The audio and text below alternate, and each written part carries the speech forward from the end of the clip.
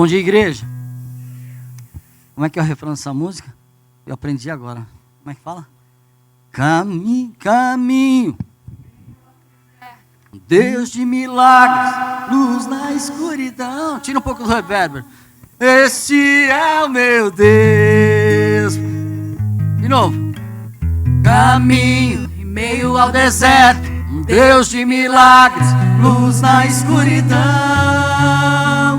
Esse é o meu Deus.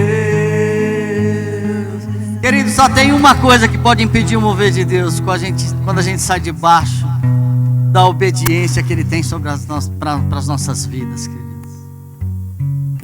Jesus abriu mão da vida dele, nos resgatou, nos restaurou para que a gente saiba caminhar no meio do deserto. Porque daí a gente vai achar a luz na escuridão, porque Jesus é a luz. Lâmpada para os meus pés e luz para os meus caminhos é a tua palavra. Lá a gente encontra solução. Lá a gente encontra o caminho correto para onde a gente deve seguir. E as preocupações nos matam. As preocupações servem, sabe como o quê? Como escama nos nossos olhos. As preocupações nos impedem de ver o poder de Deus e tudo aquilo que Ele já fez nas nossas vidas. O Senhor quer que nós tiremos completamente as escamas dos nossos olhos, para que a gente veja o caminho que Ele tem para as nossas vidas. Só que existe um lugar para nós estarmos, para que essas escamas venham cair. É no lugar da obediência, é no lugar da presença do Senhor. Porque longe da presença do Senhor, a nossa esperança se vai. Longe da presença do Senhor, os nossos caminhos se fecham e não há claridade suficiente para que a gente possa trilhar.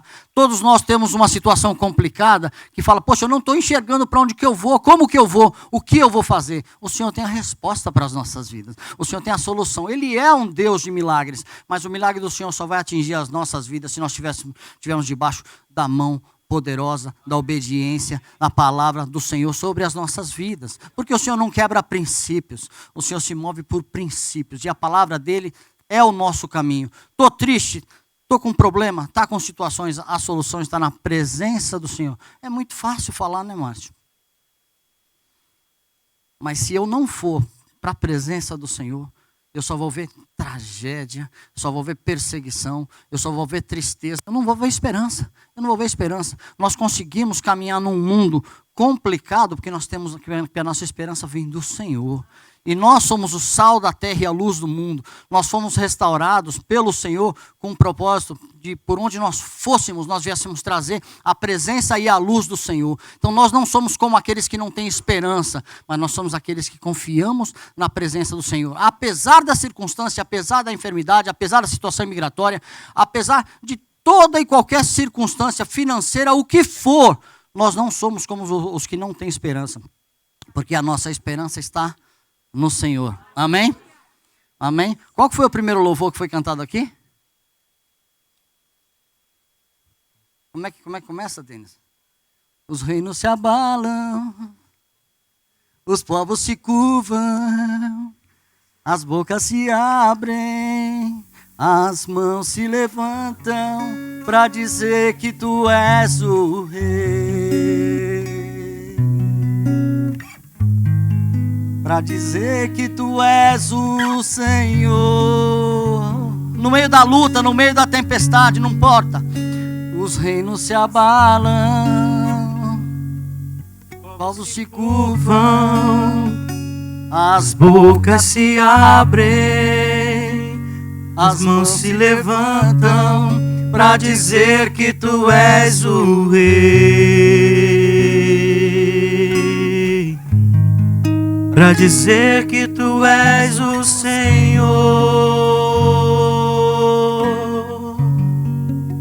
Teu reino é sempre eterno, firmado em misericórdia, justiça e igualdade, bondade e fidelidade. A tua igreja te adora. Adora o Senhor, igreja. A tua igreja te adora. Senhor, o Senhor é o dono da nossa vida. Nós vamos nos submeter à tua vontade, porque nós queremos tirar as escamas dos nossos olhos e queremos, apesar de toda e qualquer circunstância, sermos um luzeiro nesse mundo, sermos uma fonte de vida a brotar, a jorrar de dentro de nós, que é o Teu Santo Espírito, Senhor. Não importa a nossa circunstância, o Espírito que habita em nós vai trazer vida para o necessitado mais do que nós mesmos, Senhor, porque nós estamos conectados no Senhor, e o Senhor é a videira verdadeira, e aquele que está conectado na videira tem vida, tem vida, tem vida. Faça fluir a vida do Senhor nas nossas vidas, Senhor, para que a gente possa ressuscitar muito, Senhor, começando nas nossas próprias vidas, Senhor. Nós queremos ressuscitar, não importa o que está acontecendo, nós somos vivos no Senhor, nós somos uma fonte de vida, nós não somos desesperados, nós somos a esperança da glória, porque Jesus Cristo está em nós. Nós te louvamos, fala conosco nessa manhã, meu Pai, em nome de Jesus. Amém, queridos? Obrigado. Tudo bem com vocês? Amém? Amém, amém, amém. Vocês estão me ouvindo? Estão conseguindo me ouvir? Que bom. Tem alguma coisa que preocupa seu coração nessa manhã? Não? Tem? No meu tem também. No meu tem. E são muitas as minhas preocupações.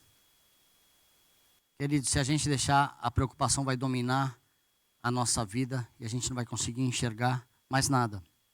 Não só isso, nós vamos crer que a solução dos nossos problemas não está na palavra de Deus. Pode estar em outro país, pode estar na vida financeira de um outro irmão, de um parente, mas a nossa esperança está no Senhor. E é Ele que muda e transfere toda essa vida para as nossas vidas. Quem quer sair daqui hoje com as preocupações vencidas no Senhor?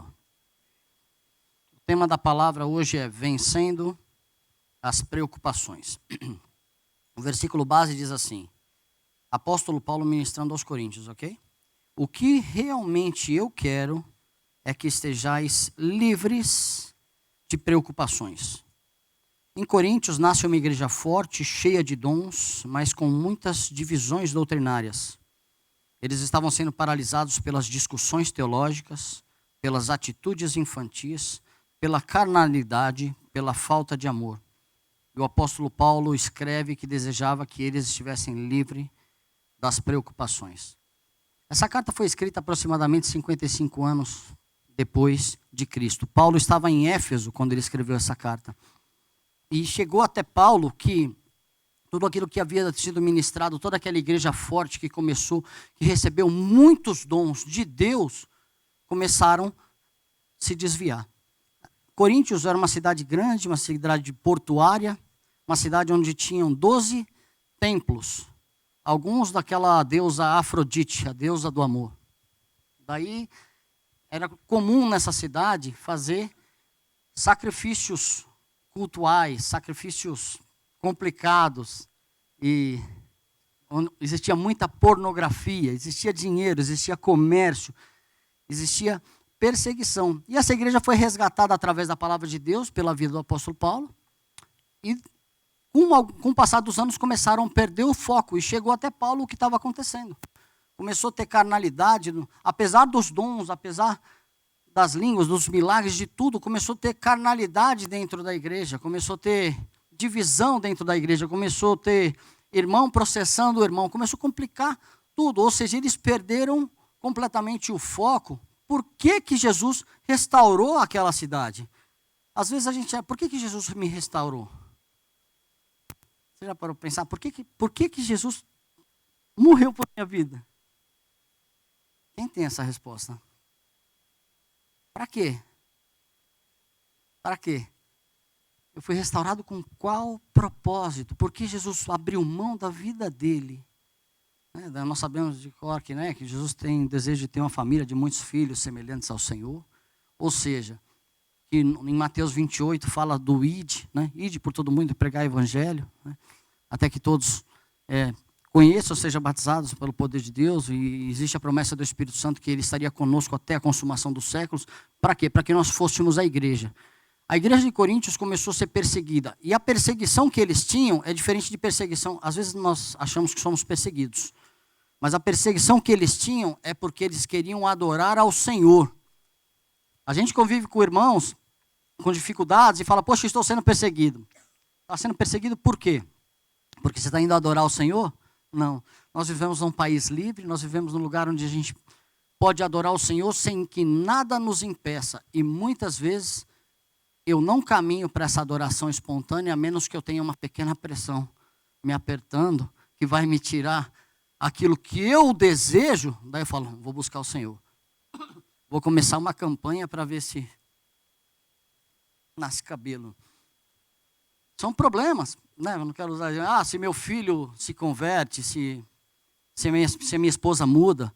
Então, mas a pressão que existia lá em Coríntios era uma pressão real de pessoas que queriam adorar ao Senhor. Não é uma pressão que às vezes fala, estou sendo perseguido no meu trabalho. Amém, isso pode nos tirar o foco, mas algum de nós está sendo perseguido porque estamos vindo adorar o nome do Senhor? Fisicamente não, no mundo espiritual existe uma batalha sendo travada aqui agora. Existia liberdade no período do louvor. Existe liberdade, o Espírito Santo quer agir. Existe uma batalha sendo travada no mundo espiritual, mas fisicamente ela pode nos afetar, mas a perseguição que eles tinham em Coríntios era física, era espiritual. Eles estavam sendo impedidos de quê? De poder adorar o nome do Senhor. E chegou num ponto que eles se tornaram frágeis e começaram a sucumbir e voltar à prática das coisas antigas. E Paulo fala assim, eu quero que vocês sejam livres de preocupações. Quero que vocês pensem no chamado que Deus tem para a vida de vocês acima da sua preocupação passageira. Como que eu vou conseguir fazer isso? Como eu vou conseguir ficar livre de preocupação, lembrando que o chamado é maior do que a minha vida? É muito difícil, porque o meu foco é completamente voltado para mim. Mas o foco de Paulo fala assim, seria bom que muitos não se casassem como eu, porque ele entendeu o propósito e falou que se ele se casasse, ele ia ter que dar tempo da vida dele para o relacionamento. Mas ele fala, eu não posso obrigar que vocês façam isso, a gente vai estar lendo isso mais para frente. Mas o que ele está tentando lembrar à igreja é que existe um propósito muito maior do que a nossa própria vida e a nossa própria vontade, e eles perderam o foco a tal ponto de voltar às práticas antigas, da carnalidade, da infantilidade, da inveja no meio da igreja. E são situações, curiosamente, infelizmente, acontecem na igreja de Cristo hoje, nos dias de hoje. As mesmas situações, só que com uma perseguição muito menor, com um senso de propósito muito menor, com uma responsabilidade que a igreja entende também muito menor. Porque eu quero ter minha vida restaurada, eu estou no centro. Eu estou falando de mim. Eu realmente quero. Quero todos os meus problemas resolvidos. Não tem problema sonhar com isso. Agora, eu tenho lembrado do real propósito que Deus tem para a minha vida e o quanto o meu sonho está impedindo o propósito de Deus fluir na minha vida. Quanto os nossos sonhos já nos levaram distante do propósito de Deus. Eu preciso conseguir, eu preciso prosperar, eu preciso ter empresa. Não tem nada de errado ter empresa, viu? Tenho bastante, eu também tenho. Não estou pregando contrário à prosperidade, contrário a nada, mas contrário a propósitos que nos levam para longe da presença de Deus. Quero ler um versículo ou dois que não estão aí no boletim de vocês, que está em 1 Coríntios 1, de 1 a 3, e depois 1 Coríntios 4, 1 e 2. Diz assim, Paulo, chamado para ser apóstolo de Cristo Jesus pela vontade de Deus, e o irmão Sóstenes, a igreja de Deus que está em Corinto, aos santificados em Cristo Jesus e chamados para serem santos, com todos os que em toda parte invocam o nome do Senhor, Jesus Cristo, Senhor deles e nosso. A vocês a graça e a paz de nosso Deus, o nosso Pai e do nosso Senhor Jesus Cristo. E o 1 Coríntios 4, 1 a 2 diz, portanto, que todos nos considerem servos de Cristo e encarregados dos ministérios de Deus. O que se requer desses encarregados é que sejam fiéis. Ou seja, o propósito é que todos que se converteram a Jesus nessa cidade fossem encarregados do ministério de Deus. E a característica deles é que eles fossem fiéis. Encarregados do ministério de Deus, e a característica é que eles fossem fiéis. E no versículo anterior que eu li, diz, a igreja que está em Corinto, aos santificados em Cristo Jesus e chamados para serem santos. Ou seja, tinha um propósito, que eles fossem santos, que eles fossem separados, que em tudo que eles fizessem, viessem demonstrar a fidelidade de Deus que habitava neles. Isso caminhou bem por um período. E depois eles perderam o foco com as suas próprias preocupações, sem contar toda a perseguição que estava existindo naquela igreja. Como tem sido a nossa vida? Como tem sido o nível de pressão para que a gente facilite as coisas e com isso a gente quebre o propósito e o processo da fidelidade, o propósito e o processo da santificação nas nossas vidas? É só um jeitinho. Já falei que culturalmente o brasileiro não tem muita dificuldade no jeitinho, até a gente conhecer a Cristo. Aí quando a gente conhece a Cristo, daí fala, opa, esse jeitinho que eu conseguia fazer as coisas aí, não funciona mais para a minha vida. E eles caminharam bem por um período, chegou num ponto, eles começaram a sucumbir. A ir para um lado, a ir para o outro. E foram se distanciando, até que chegou essa notícia para o apóstolo Paulo.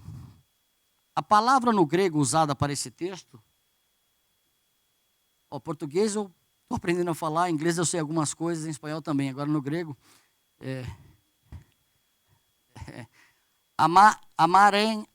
amerenemos, que quer dizer ser livre de preocupações.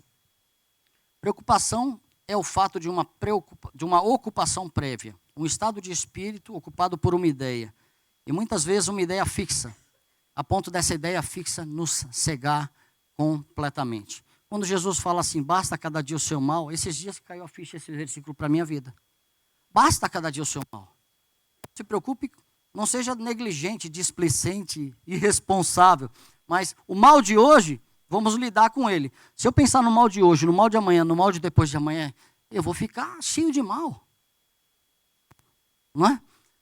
Recebemos diagnósticos, tem uma enfermidade, isso é para tanto tempo. Eu falei, ok, mas e antes? Não, e antes é a cura. Tem um milagre. Nós temos presenciado milagres e milagres e milagres e milagres aqui no nosso meio. Milagre de cura, milagre de restauração. Os médicos falam, vai dar tanto tempo. Daí fala, não, mudou. Tem uma enfermidade no dia seguinte, mudou. Somos nós? Não, esse é o poder de Deus. E ele faz isso.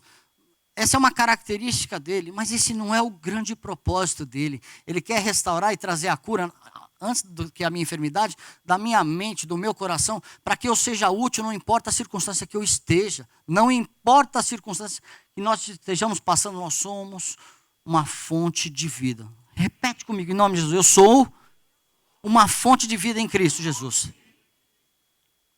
E eu não vou fechar essa fonte.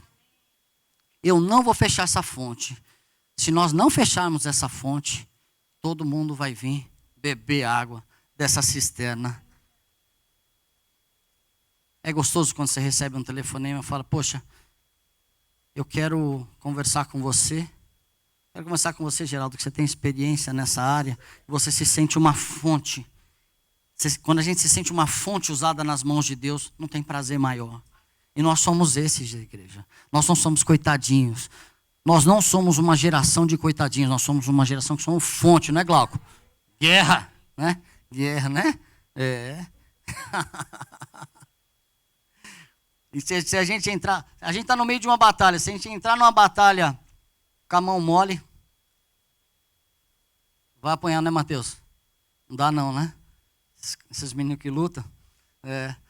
Nós estamos numa batalha. A gente não pode ser mole, a gente não pode olhar para trás, quanto menos tomar o formato do mundo. Amém? A preocupação nos traz inquietação, acaba a paz. E sabe quando vem aquele mau pressentimento? Eu estou aqui pensando. Você está tudo bem? Não, estou me sentindo mal, estou com mau pressentimento. Todo mundo passa por isso, sabe? Mas o que vai nos tirar esse mau pressentimento é a oração, é a palavra. E se tiver fraco, mesmo, clamou, está fraco. Liga para o Éder. Liga para alguém e fala assim, não estou conseguindo nem orar. Não tem vergonha nisso. Vergonha tem de ser envergonhado pelo diabo, porque quando nós nos prostramos, ele deita e rola, fala, ó, tá aí o servo do Senhor apanhando aí, ó.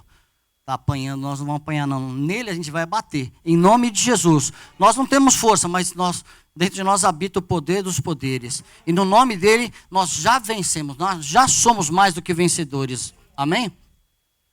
Contexto, 1 Coríntios 1:7. Isto, porém, vos digo, irmãos, o tempo se abrevia. O que resta é que não só os casados sejam como se não fossem, mas também os que choram como se não chorassem, e os que se alegram como se não se alegrassem, e os que compram como se nada possuíssem, e os que se utilizam desse mundo como se dele não usassem, porque a aparência deste mundo passa.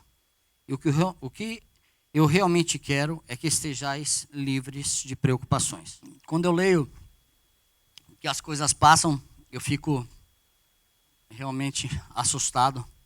E passa mesmo, sabe? Aquelas frases da nossa mãe que fala, poxa, eu fazia isso com tanta facilidade, hoje eu tenho dificuldade. Eu falo, mãe, para.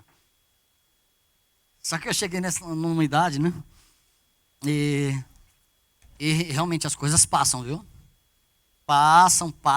Aproveite. As coisas passam. Daí, tô com óculos, vou ver um negócio, consigo enxergar, não consigo enxergar, tira o óculos, põe o óculos, vai mais perto, daí não sei o quê, tira o óculos, daí bate a cabeça. As coisas passam, o tempo passa. O tempo passa, é triste a maturidade, a gente tem que se adaptar a ela, né? E manter um espírito jovem. Essa é a solução. Olha só, dentro dessa advertência de Paulo, eu quero falar um resumo, eu parafraseando o que Paulo estava falando para esses irmãos em Coríntios. Queridão, o centro da igreja não é só a vida, não. E sim a vontade de Cristo. O centro da igreja não somos nós. A igreja é teocêntrica, é a vontade dele. Se não aconteceu comigo, eu não sou o centro. Eu fui chamado para fazer parte desse centro e ser o corpo de Cristo. O centro da igreja é a vontade dele, é a vida dele que habita em nós, não a minha vontade. Quando eu conseguir alinhar a minha vontade com a dele, vai passar a ser o centro da igreja. Porque qual que é a vontade? É a dele, e ela vai prevalecer na minha vida. Todas as vezes que eu colocar o meu propósito maior do que a vontade dele para a minha vida, eu vou me frustrar. Principalmente se for contrário à direção dele, para aquilo que ele tem para as nossas vidas. E se eu não ler e não conhecer o que ele espera sobre mim, eu vou me frustrar muito cedo. Existe um processo de conversão. As pessoas chegam na igreja, vou falar de mim mesmo. Cheguei à igreja, vim aqui, aceitei o Senhor porque eu queria resolver o problema. Um dos problemas da minha vida. E fui caminhando. Eu não me converti completamente a Cristo. Declarei ao Senhor como meu Senhor e Salvador e creio que se eu morresse, eu estava salvo, porque está escrito lá em Romanos. Mas eu me converti aos costumes do crentez. Passei a falar igual, passei a viver igual. Daí tocava um samba na televisão, falava, uau. Aonde estava a minha mente, então, existe uma grande igreja convertida aos costumes que ainda não trocou a mente. Quando em Romanos Paulo fala para trocar a mente, só aí a gente vai entender qual que é o bom propósito de Deus para as nossas vidas. A gente vai entender qual que é a boa, perfeita e agradável dele, vontade dele para as nossas vidas. Então, a conversão tem que ser genuína, a conversão tem que ser completa. Nós, igreja, precisamos passar por esse processo, é uma mudança de mentalidade. Eu creio que muitos queridos desses que estavam em Coríntios, o que eles fizeram? Eles se converteram, passaram a andar, passaram a se vestir igual, passaram a se portar igual. Mas a hora que vinha uma tentação, eles começaram a escorregar. Gente, em nome de Jesus, nós precisamos mudar a nossa forma, a nossa mente, para entender completamente essa palavra, essa mudança de mentalidade. Qual que é a vontade de Deus para a minha vida? Eu não sou o centro. Igreja, Deus opera milagres no nosso meio e vai continuar operando, mas nós não somos o centro. Mas nós fomos chamados para ser o centro do mundo, para contagiar esse mundo inteiro com a vida de Cristo que habita nas nossas vidas. Mas a minha vontade de trocar de carro não é o centro. De trocar de casa, de morar nos Estados Unidos, de voltar para o Brasil, do que for, não é o centro. O centro é a vontade de Deus. Aonde eu estiver, eu estou sendo essa fonte que pessoas podem vir beber dessa água. Era isso que Paulo estava ministrando para os coríntios. Não fiquem livres das preocupações. Não impeça que as suas preocupações impeça que as tuas preocupações paralisem você. Tira elas da sua vida completamente, em nome de Jesus, e seja uma fonte. Seja uma fonte. Paulo tinha um espinho na carne. Todos os discípulos tinham situações complicadas. Todos morreram de uma forma complicada também. A maioria deles assassinado. E se eles soubessem como seria o final da vida deles, será que eles teriam se entregue para o Senhor? Às vezes, poxa, como é que vai ser meu amanhã? Eu não quero saber. Eu vou saber o que eu vou colher baseado naquilo que eu estou semeando hoje. Frase que nós já falamos, já ouvimos, já fomos muito ministrados, que nós somos o fruto do que semeamos nos últimos 5 anos, 10 anos. O que você quer colher daqui a pouco? Quer colher alguma coisa espiritual? Vamos semear no mundo espiritual. Quer continuar colhendo carnal? Continue semeando na carnalidade. O que Deus tem para as nossas vidas? Uma vida espiritual próspera. Uma vida espiritual próspera. Amém? Olha só, estima-se que em Coríntios tivesse 250 mil pessoas livres e 400 mil escravos. E daí Paulo fala assim, escravos, continuem escravos, mas livres em Cristo. Em 1 Coríntios 1 7, 24 diz, irmãos, cada um deve permanecer diante de Deus na condição que foi chamado. Ou seja, às vezes a gente lê escravo, livre, gentil, judeu, o que isso está querendo dizer? Então existia uma população de escravos na cidade de Coríntios, muito maior do que a população de pessoas livres. E Paulo fala assim, o escravo que se converter, pode continuar sendo escravo, mas você vai estar livre em Cristo. Às vezes, nós que pregamos e que falamos do amor de Cristo, falamos, vem para Cristo que vai mudar. Vai mudar, mas é aqui. E depois a gente vai ver o que vai acontecer no mundo físico. Mas primeiro, a nossa liberdade é dentro da cabeça. Eu não posso condicionar o meu problema físico a limitar o poder de Deus na minha vida. Eu posso estar em cadeira de roda, para estar o que for, num leito, morrendo. Estou livre em Cristo. Porque a nossa vida aqui é passageira, é breve. Mas se eu falar, eu tenho esse espinho na carne, o Paulo tem espinho na carne e não vou fazer a vontade de Deus. Eu tenho espinho na carne e não vou fazer a vontade de Deus. Ele ia ser improdutivo por propósito de Deus e ia morrer frustrado nessa vida passageira que Deus deu. É uma oportunidade que Deus nos dá aí de 100 anos. 90, 120, 80, né? Essa é uma oportunidade que a gente está tendo, o quê? De ser livres nele, para um dia morar com ele, ser completamente livre, com o corpo glorificado, sem problema nenhum, né?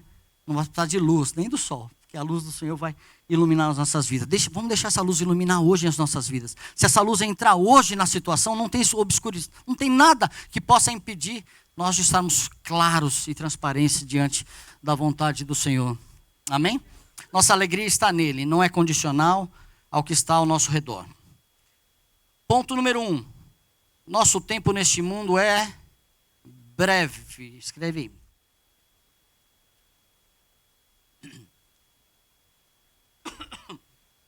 Tiago 4,14. Digo-vos que não sabeis o que acontecerá amanhã.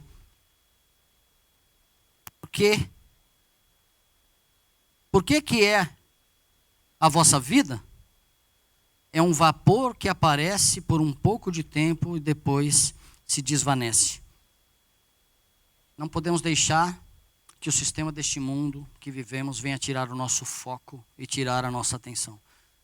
Faça uma análise rapidinha. O sistema, a luta, o que você está passando, tem tirado o seu foco, a sua atenção do propósito de Deus? Tem te atrapalhado crescer espiritualmente? Ou está tudo tranquilo? Quais são os seus planos espirituais para o futuro próximo? Eu tenho planejado meu futuro espiritual? No GE a gente fala bastante sobre isso. Tenho. Qual que é seu plano para daqui 6 meses? Qual que é o seu plano daqui 2 anos? Espiritualmente falando. A nossa força, ela vem completamente de Deus, queridos. Ela não vem do pastor, não. Se não se estava tudo morto. Ela vem de Deus. E Deus usa cada um de nós para sermos essa fonte. Em Lucas 12, 20, eu acho que vocês também não têm. Mas Deus lhe disse, louco, essa noite pedirão a tua alma, e o que tens preparado para quem será? Sabemos o propósito de Deus para as nossas vidas? Temos pouco tempo. Como temos usado essa preciosidade que Deus nos deu? Um dia eu estava no trabalho e na hora do almoço, na hora eu trabalho na construção, né? Daí tá todo mundo, cada um sentado lá na sua cadeira, na mesa, tudo confortável, né? Ar-condicionado, em cima do cooler, né? Da pilha de madeira. E daí tava cada um com a marmitinha lá comendo, ou com um lanche, e um celular assim no colo. Daí morde, né? E vai, né? Daí o querido André passou, só passou, ele pensou alto, falou assim, o diabo quando inventa um negócio, pega todo mundo mesmo, né? Daí ele me fez pensar. Porque é triste o quanto nós estamos perdidos e destruindo com o nosso tempo. Estou falando de mim também, tá? Não é acusação, não. Destruindo o nosso tempo com as mídias sociais, com os telefones. Então a gente gasta... O pior é que o iPhone agora fala quanto tempo você fica por dia, né? Ele te dá um report. Nossa, ficou meia hora hoje, não, 4 horas, tá doido? Então, você fala, caramba, daí você fala, você vai ler quanto tempo de Bíblia? 15 minutos? Daí você fala, não, fiquei 4 horas, mas estava lendo a Bíblia no aplicativo. Tá bom, mas isso aí não é comigo, é com Deus. Né? Então, mas nós somos roubados. O que eu tenho feito com o tempo que Deus me deu? Eu não tenho tempo para fazer isso, eu não tenho tempo para fazer aquilo. Realmente, se eu não me projetar e programar, eu não vou ter tempo. Eu não vou ter tempo, quanto menos de buscar a Deus. E se eu deixar para o final, é aquela hora que vai dar o sono, né? Agora eu vou ler a Bíblia. Vou ler metade da Bíblia. Eu leio metade de um capítulo. Daí eu pesco, durmo mesmo, né? Então, como que a gente tem investido o nosso tempo? O que eu tenho feito com esse breve tempo que Deus tem me dado? O que nós temos feito, igreja? Como tem sido das 16 horas que teoricamente você fica acordado, uns 20, outros 22 horas, outros não dormem. E já tem aqueles que conseguem dormir 12 horas, os jovens, né? 12 horas, 14 horas. Dormir é bom demais. Ponto 2. Fazer todas as coisas com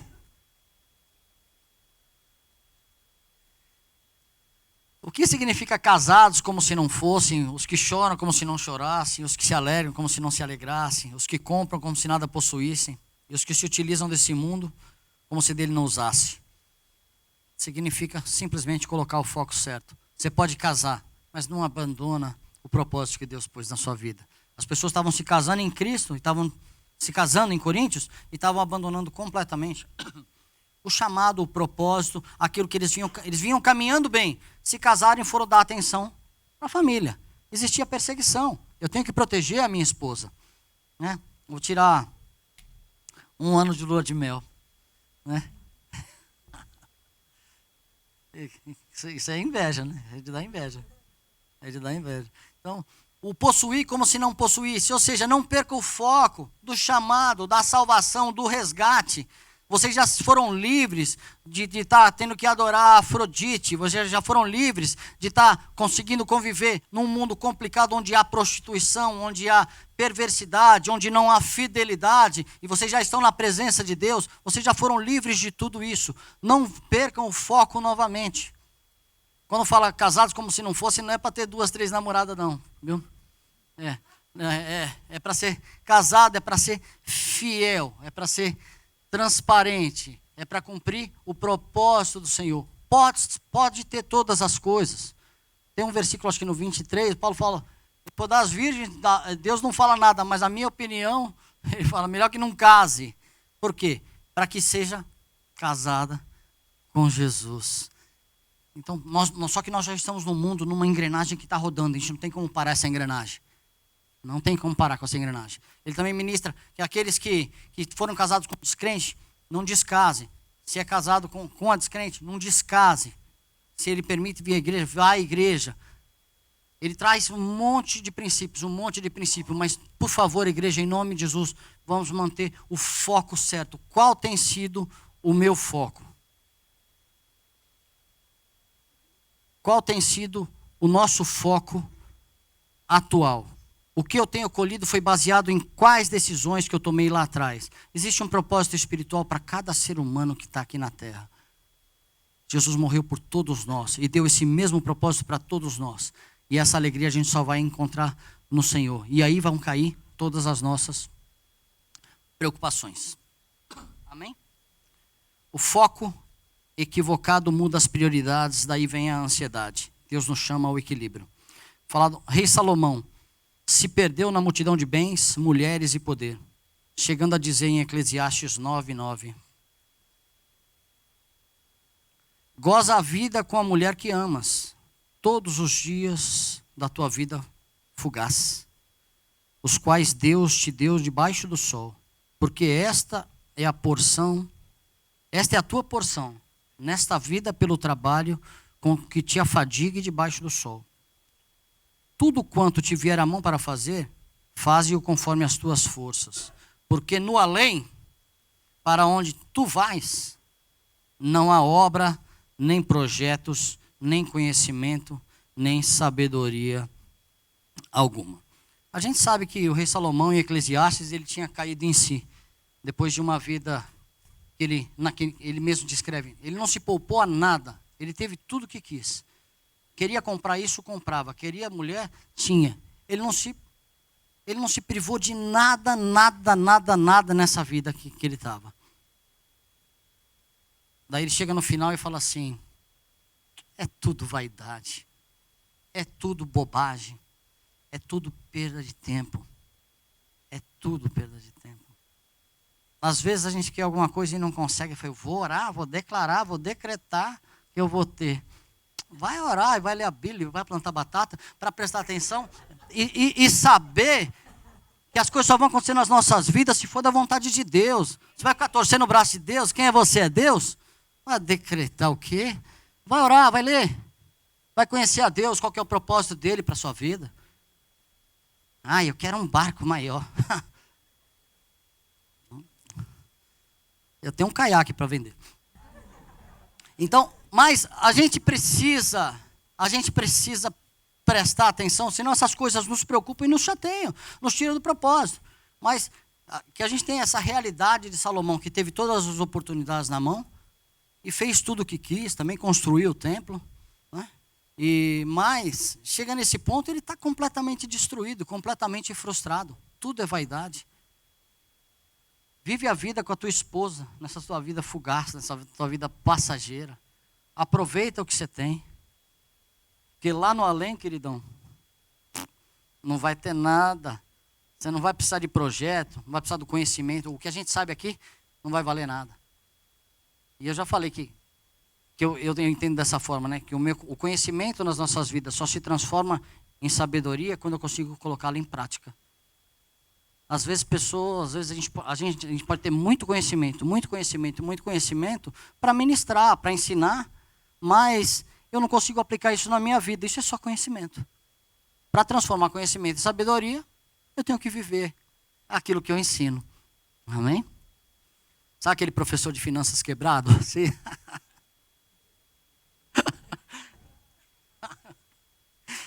É mais ou menos isso.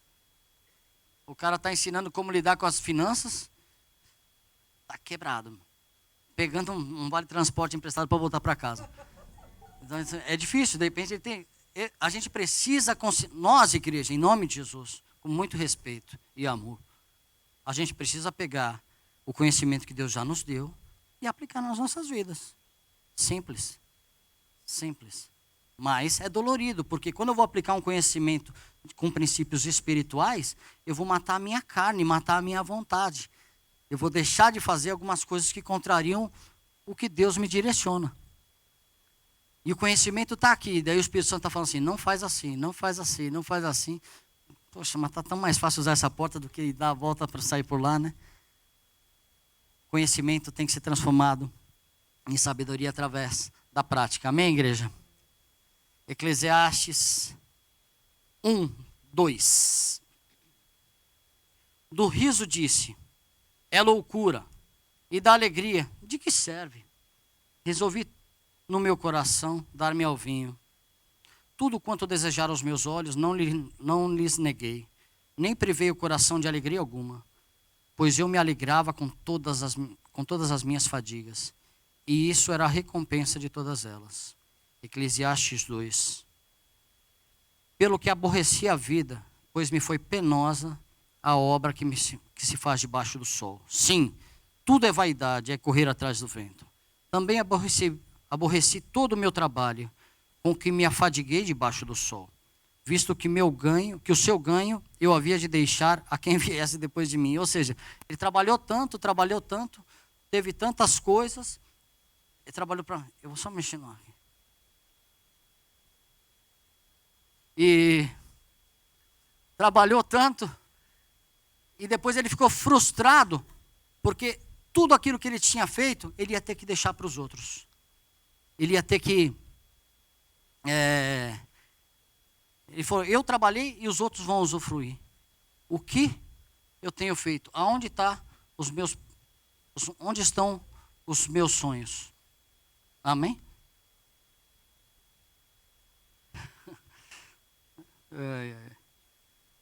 Saber utilizar as coisas desse mundo, dando a este o uso da dimensão correta, é fonte de vida. Ao contrário, é depressão. A aparência desse mundo é passageira e fugaz. Ponto 3.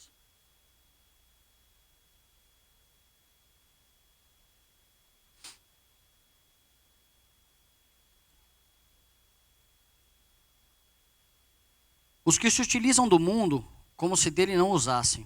1 Coríntios 7:31. Porque a aparência desse mundo passa. Vocês têm esse versículo?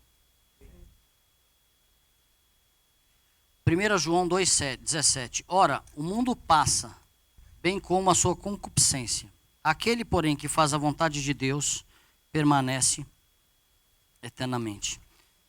Queridos, nós vimos 3 pontos até agora, que esse mundo é breve, que a gente precisa colocar o foco certo em todas as circunstâncias, que o rei Salomão se deu a tudo que quis e no final ele estava frustrado, no final ele caiu em si. Que nossa vida não venha a ser essa, que no final da vida, num leito, a gente fala, deveria ter agido assim, deveria ter agido assado.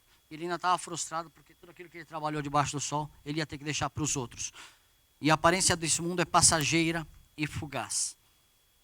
E essa semana, na quarta-feira, morreu um ator de Hollywood chamado Isaac Cap. Não sei quem viu essa matéria. Ele se suicidou, ele jogou numa ponte ali no Arizona. E era uma ponte mesmo, não tinha rio embaixo, ele jogou uma ponte e embaixo passava carro também, e foi atropelado e morreu. O cara acho que tinha 42 anos ou 32, novo. Mas ele participou de 2 filmes em Hollywood mais famosos, um é o Thor e o outro é Terminator. Daí eu fui ler, me chamou a atenção essa matéria na quarta-feira, daí eu fui ler as coisas que ele escreveu antes de se matar. E eu estava estudando essa palavra e eu falei, meu Deus do céu, olha o que esse cara escreveu. Eu peguei alguns trechos só, tá? Mas eu quero ler para vocês. Eu tenho sido abusivo com as pessoas que amaram, incluindo minha família. Eu esperei ajuda sem me dedicar aos esforços de me ajudar. Olha só. Eu tenho sido abusivo com os que me ajudam, com a minha família. Eu espero ajuda que venha a mim, mas eu mesmo não me ajudo. É isso que ele está falando. Eu mesmo não dou um passo na direção. Eu quero o socorro, mas eu me coloco como vítima. Eu me coloco como coitado, me coloco como dodói. E se as coisas não dão certo, eu culpo os outros. Eu fui abusivo com eles. Isso estava incomodando a vida dele. Ele estava no final. Ele estava preparado para se matar. Ele começou a escrever isso aí. Eu fui abusivo com os outros. A gente vive com pessoas. Quantas vezes eu fui abusivo, que eu quero com uma chantagem emocional com a minha família, com a minha esposa, ou com o que for. Para quê? Para pôr a culpa nos outros da minha frustração. Então ele esperava ajuda, as pessoas ajudavam, mas ele mesmo não caminhava naquela direção. Bom, enquanto eu supostamente quero tornar a América incrível de novo, eu não movo uma palha para me tornar incrível.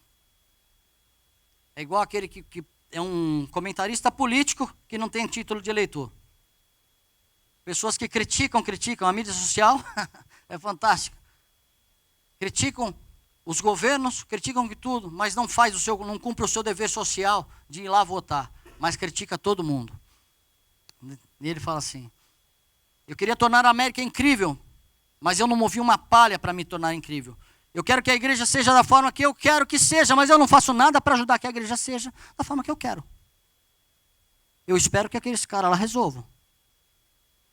Eu espero que todo o universo se mova para satisfazer o meu desejo, a minha vontade, a minha forma de cultuar a Deus.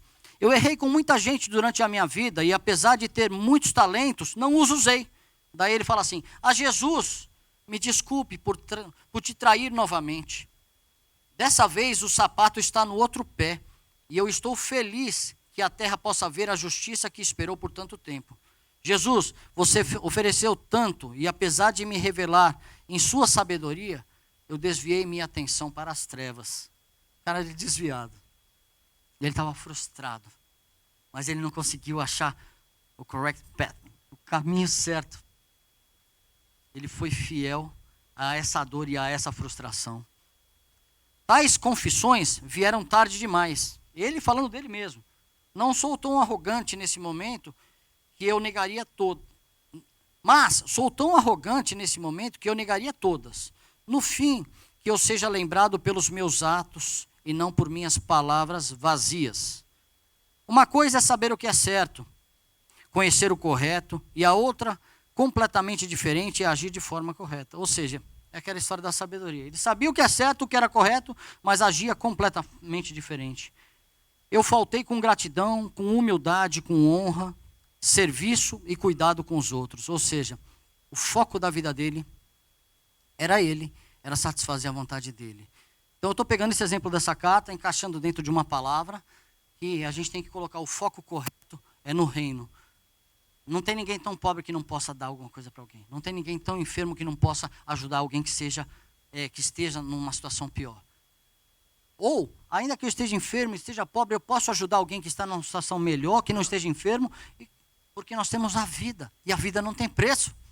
A vida não tem preço, a gente está aqui para ajudar. Ele estava se sentindo completamente vazio, e ele não conseguiu encontrar ninguém na frente dele, para que ele não fizesse essa bobagem que ele fez. Uma coisa é saber o que é certo, conhecer o correto, e a outra é completamente diferente. Eu faltei com gratidão, humildade, honra, serviço e cuidado com os outros. Não honrei a luz do Senhor que vem de dentro. Além disso, deveria destacar que eu me fiz acreditar que sou a reencarnação de Judas Iscariotes, o grande traidor. Isso estava na cabeça dele e ele agiu exatamente igual Judas. E apesar de poder ter usado esse período de grande despertar para acordar para a vida, eu usei para focar na escuridão dos outros e não na escuridão de dentro de mim. Ele foi lá e se matou. Que triste, parece uma carta de arrependimento, né? Faltou tão pouco. O inimigo pega, levanta e mata. Não tem nada de errado ser próspero e ser famoso, não. Mas é a triste realidade. Como cruza com a situação do próprio Salomão. Aonde estava o foco dele? Ele reconheceu que todo o foco dele estava errado, estava na vontade dele, mas ele não conseguiu sair, não teve forças para sair desse lugar. O Senhor hoje está nos chamando para que a gente venha colocar, a gente vai ter as preocupações, mas como eu vou colocar essas preocupações e qual é o foco correto da minha vida? Qual é o foco correto da minha vida? É servir ao Senhor e ser uma fonte de vida. Ponto 4, e eu estou acabando. Uma vida que busque agradar ao Eterno. Viver nesse mundo passageiro, fazendo as coisas que precisamos fazer, mas com o nosso coração voltado para agradar a Deus. E com o nosso coração naquilo que não passa. Quando a palavra diz, em 1 Coríntios 7:32, o que realmente eu quero é que estejais livres de preocupações. Quem não é casado, cuida das coisas do Senhor, de como agradar ao Senhor. O problema aqui não é o matrimônio. que era uma coisa relativa na época e paralisava muitos por medo de sua família fosse perseguida, mas sim dos compromissos que fazemos e tomam nosso tempo e nosso coração. O que é o foco correto? Todos os compromissos que a gente for fazer, vamos lembrar que nós temos um compromisso com o Senhor. O compromisso é necessário para que a gente viva nessa terra, mas vai me matar espiritualmente? Não vale a pena. Vai tirar todo o meu tempo? Não vale a pena. Ainda que eu prospere, vou ficar longe da minha família? Não vale a pena. Vou contar um outro testemunho que eu creio que eu já devo ter falado aqui. Eu trabalho com madeira aqui nesse país há aproximadamente 21 anos. E eu vi muitos amigos meus perderem a família por causa da viagem a trabalho. Ah, você é contra a viagem? Não. Tem que ter equilíbrio. Tem pessoas que trabalham comigo que estão viajando agora. Mas, quando as pessoas viajam em missão financeira, eles ganham mais dinheiro. Daí, eu te dou um número de aproximadamente 90% dos carpinteiros que viajam são divorciados. Daí todo o dinheiro que eles ganham, eles têm que dividir entre duas famílias. O que é prioridade na sua vida? É comer pão com ovo do lado da minha preta, do meu nenê e minha branquinha, né? Enquanto eu posso estar com todo mundo, né?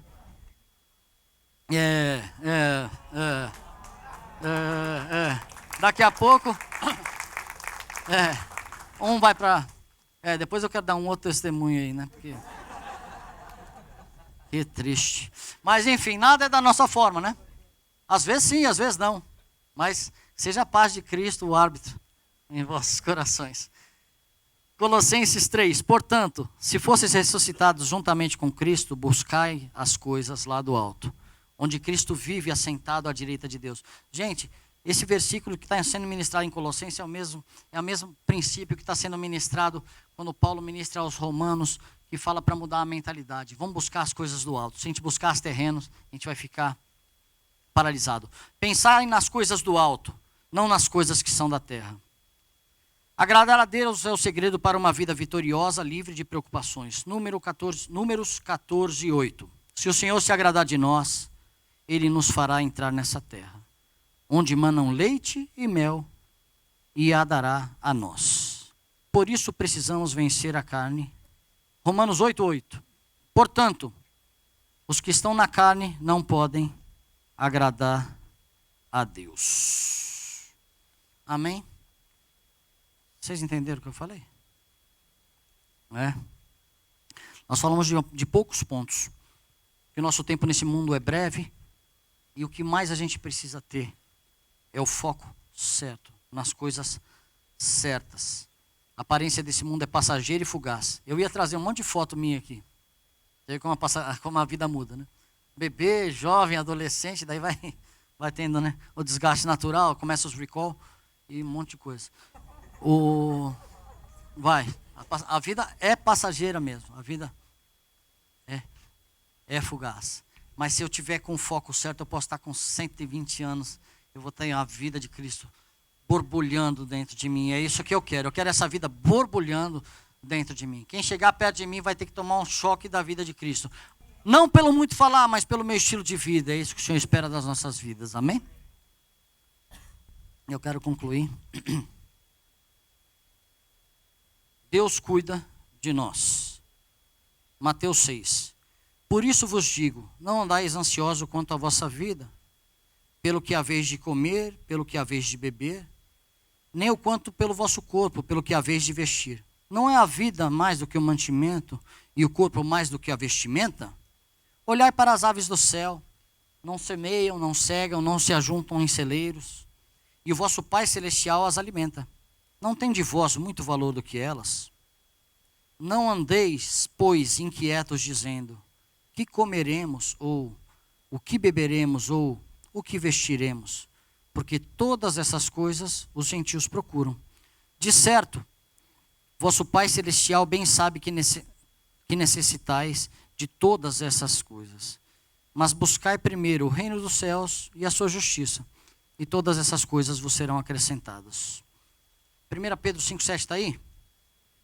Lançando sobre ele toda a vossa ansiedade, porque Ele tem cuidado de vós.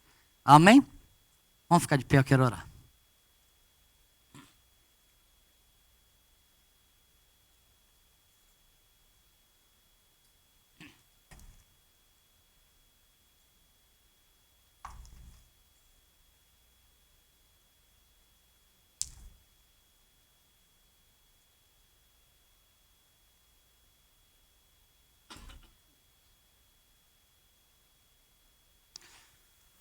Sabe, quando nós nos convertemos ao Senhor, automaticamente muitas coisas mudam nas nossas vidas. Os nossos propósitos mudam. E igual eu falei um pouco mais para trás, o meu sentimento, a minha carnalidade, os meus costumes velhos não são tão fáceis de mudar. Não são tão fáceis. E o Senhor espera e tem para que a gente realmente mude e entre completamente na dimensão daquilo que Ele tem para as nossas vidas. Quando Ele fala que a gente deve buscar primeiro o reino do céu e a sua justiça, daí todas as outras coisas nos serão acrescentadas, Ele está querendo dizer assim, quando eu busco o reino dos céus e a justiça de Deus, automaticamente eu transformo a minha mente. Se eu não buscar o reino dos céus e a justiça de Deus, a minha mente vai continuar igual. Eu vou continuar pensando da forma que eu pensava, agindo da forma que eu agia. Pessoas às vezes me questionam, poxa pastor, eu estou buscando o reino do céu e a justiça, e as coisas não estão sendo acrescentadas na minha vida. Meu querido, você não entendeu. Porque quando eu buscar o reino do céu e a justiça de Deus, automaticamente a minha vontade vai se alinhar com a dele, e tudo aquilo que eu precisar, eu vou me sentir suprido nele. As minhas preocupações caem, porque é Ele que transforma as nossas vidas. É Ele que transforma. Nós temos preocupações, nós temos dificuldades, mas Ele transforma e quer transformar mais e mais. Mas essa transformação vai acontecer, vai chegar, vai ser a fundação dessa transformação, vai ser a nossa mudança de mentalidade. Porque apesar de qualquer circunstância, a gente vai crer que o prédio vai ser edificado, porque está fundamentado sobre a rocha. Eu olho para vocês, eu vejo testemunhos e testemunhos de situações completamente complicadas, que foram transformadas, hora que alguém da família decidiu colocar o pé na rocha, porque daí pode aguentar peso. Converso com pessoas e muitas vezes tive que quebrar uma construção inteira, por quê? Porque a fundação estava ruim, a estrutura começou a ceder. Não tem problema. Foi diagnosticado o problema. Vamos quebrar, vamos tirar a edificação de cima. Vamos voltar para a base, para tratar. Daí uma vez que eu estou fundamentado, pode passar furacão, pode passar o que for. Vou dobrar para lá e para cá, eu não vou quebrar, porque eu estou firme na rocha. E sei que no final, a mão do Senhor vai continuar sobre a minha vida, tomando conta, me abençoando, me levantando e me edificando, porque é Ele que tem um propósito, que eu seja edificado, para que eu possa edificar as próximas gerações, as outras pessoas. Igreja, vocês são edificadores de vidas, amém? Quero orar, vamos orar.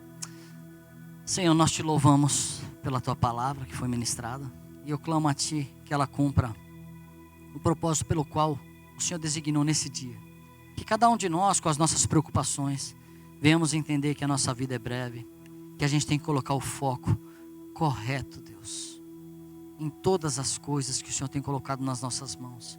Nós entendemos que não somos o centro, mas o Senhor, por amor, fidelidade, carinho, misericórdia, é aquele que nos abençoa e transforma as nossas vidas e nos cobre de bênção, porque o plano do Senhor é para que nós sejamos cheios e revestidos do Teu amor no nosso estilo de vida. Sê conosco, guarda essa palavra nos nossos corações, para que cada um de nós venhamos estar livres das nossas preocupações, porque basta cada dia o Seu mal, meu Deus.